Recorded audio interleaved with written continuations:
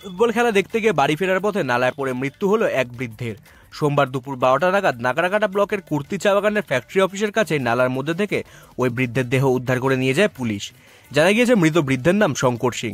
তার বাড়ি নয়াশাইলি চা বাগানের জামুন লাইনে। ওই বৃদ্ধ গত রবিবার বিকেলে কুর্তি চা বাগানে ফুটবল খেলা দেখতে গিয়েছিল। সোমবার স্থানীয়রাই ওই বৃদ্ধের দেহ নালার মধ্যে পড়ে থাকতে দেখে পুলিশকে খবর দিলে পুলিশ এসে দেহ উদ্ধার করে নিয়ে যায়। ফুটবল খেলা মানে গিয়েছিল, হ্যাঁ, মানে আসতে সময় ড্রেনে পড়ে গেছে। মানে কোথায় ফুটবল খেলা ছিল? কচি বাগানে। কুর্তি বাগানে। তারপরে কি হয়েছে? মানে বাড়ি আসার সময়? হ্যাঁ, বাড়ি আসতে আর এই ডেড বডিটা কবে পাওয়া গেল? বিকালবেলা, বিয়ানে সকালবেলা, আজকে সকালে? হ্যাঁ। সকালে পাওয়া গেছে। এখন তো পোস্টমর্টমে নিয়ে যাবে? এখন পোস্টমর্টমে নিয়ে যাবে? हाँ, এখন মানে पोस्टमार्टम करने जाएगा हम लोग तो जलपाईगुड़ी।